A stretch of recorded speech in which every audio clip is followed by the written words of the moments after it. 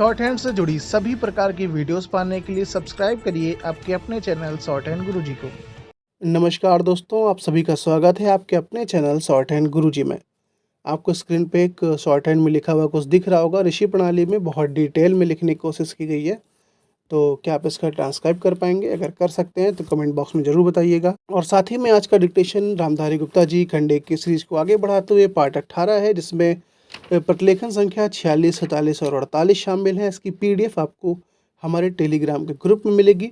और जैसे ही यहाँ पे डिक्टेशन ख़त्म होगा, ठीक आप हमारे टेलीग्राम के ग्रुप में ज्वाइन करेंगे, वहाँ पे इसकी रीडिंग कराई जाएगी और साथ ही साथ और भी डिक्टेशन होंगे। हमारे टेलीग्राम का ग्रुप का जो लिंक है वो डिस्क्रिप्शन में दिया गया है।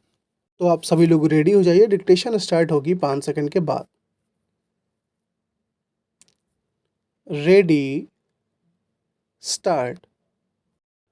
इस प्रकार के प्रकाशन सरकार की दुर्बलता के सूचक हैं। दूसरी बात मैं सांप्रदायिक दंगों के संबंध में कहना चाहता हूँ। इन सांप्रदायिक दंगों से निश्चय ही हमारे देश की जो आंतरिक स्थिति है वह बिगड़ती जा रही है।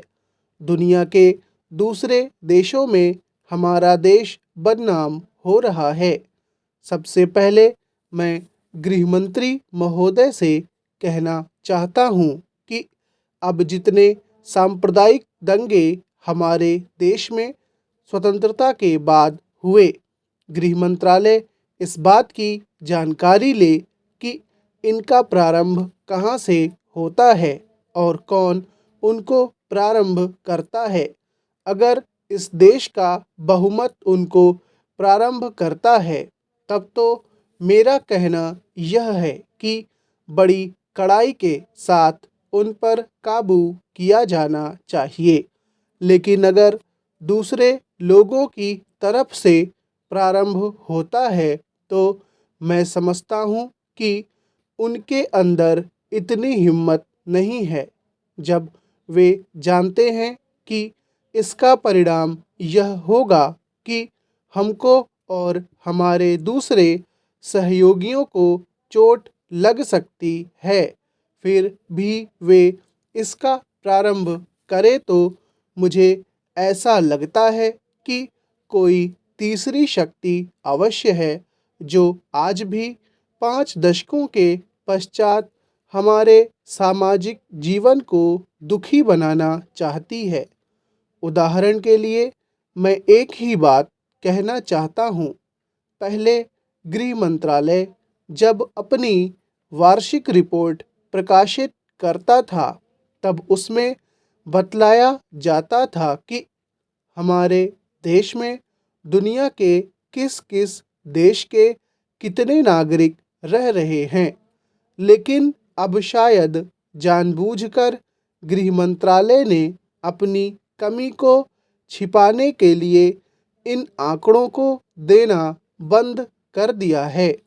लेकिन फिर भी प्रश्नों के उत्तर में कभी कभी कुछ इस प्रकार के आंकड़े सामने आ जाते हैं। अभी हाल में जब यहाँ पूछा गया कि हमारे देश में पाकिस्तान के कितने नागरिक ऐसे हैं जो पासपोर्ट लेकर रह रहे हैं, तब उत्तर में सरकार ने बतलाया कि इस समय पासपोर्ट के आधार पर भारत में रह रहे पाकिस्तानी नागरिकों की संख्या लगभग 217,000 है। अध्यक्ष महोदय, मैं आपकी आज्ञा से अपना बिल सदन के सामने विचार के लिए रखना चाहता हूँ। मैंने इस बिल में एक बात कही है कि जो विदेशी धन गलत तरीके से हमारे देश में आता है, उसके ऊपर कोई कड़ी निगरानी होनी चाहिए। मैंने इस बिल में यह भी कहा है कि कोई भी पार्टी, कोई भी संस्था, कोई भी आदमी अगर विदेशों से धन लेता है तो उसकी सूचना तुरंत सरकार को दी जानी चाहिए। उस आदमी या उस संस्था के लिए यह भी अनिवार्य हो कि उस राशि का पूरी तरह से लेखा जोखा रखे और 1 वर्ष के बाद उस राशि के खर्च का पूरा लेखा जोखा सरकार के पास भेजे, ताकि सरकार को मालूम हो सके कि कितना धन विदेशों से आया तथा वह किस प्रकार खर्च हुआ। इस सदन में इस संबंध में अनेक बार बहस हो चुकी है। स्वयं गृह मंत्री जी ने यहाँ कहा था कि वह इसके संबंध में एक बिल सदन में लाएंगे, लेकिन मुझे बड़े दुख के साथ कहना पड़ता है कि 2.5 वर्ष बीत जाने के बाद भी आज तक वह बिल सदन में नहीं आया। आज अगर कोई यह कहे कि मैंने यह पैसा अमेरिका से लिया है या चीन से लिया है या अन्य देश से लिया है, तो उसके ऊपर आज कोई भी मुकदमा नहीं चल सकता। आज हमारे देश में कोई कानून ऐसा नहीं है जो इस चीज़ पर प्रतिबंध लगा सकता हो। आज 3 बड़े बड़े देश हैं जहाँ से हमारे देश में पैसा आता है। कुछ पैसा अमेरिका से आता है, कुछ चीन से आता है और कुछ पाकिस्तान से आता है और छुटपुट अन्य देशों से। इस प्रकार का धन हमारे देश में कितना फैला है, अगर इसकी ओर आप ध्यान देंगे तो एक चिंताजनक स्थिति आपके सामने आकर खड़ी हो जाएगी। अगर इसी तरह से चलता रहा तो हो सकता है कि एक दिन हमारे देश की सुरक्षा, प्रजातंत्र की सुरक्षा खतरे में पड़ जाएगी।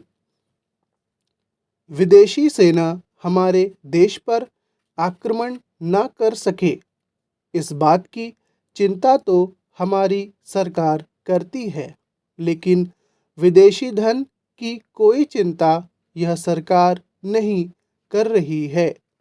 आज चाहे राजनीतिक क्षेत्र हो, सामाजिक क्षेत्र हो, शिक्षा का क्षेत्र हो, चारों तरफ विदेशी धन के जरिए बाहर के लोग हमारा गला घोंटने के लिए तैयार बैठे हैं।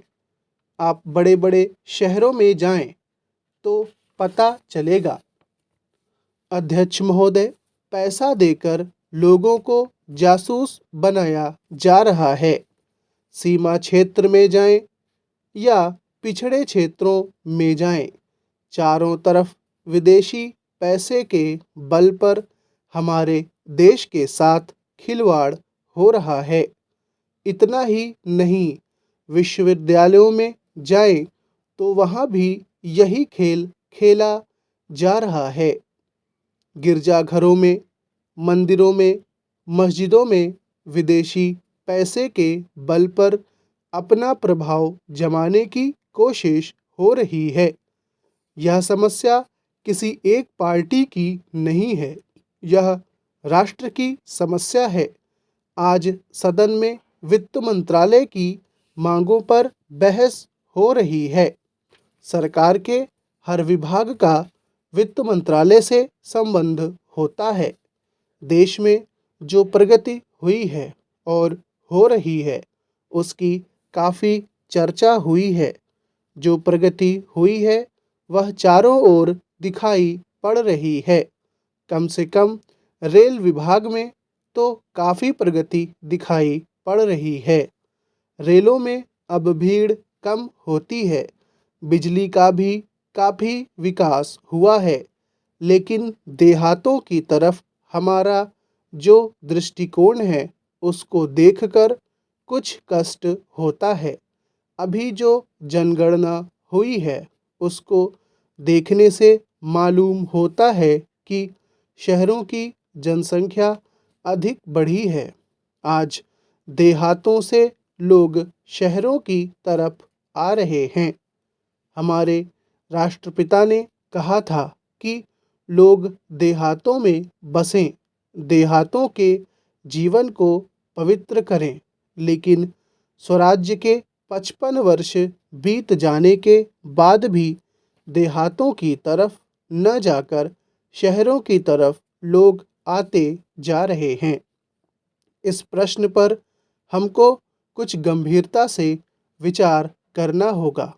अगर देहातों में लोगों को सुख सुविधाएं मिलती तो आज शहरों में प्राप्त हैं, तो लोग देहातों से शहरों की तरफ न दौड़ते बल्कि शहरों से देहातों की तरफ जाते।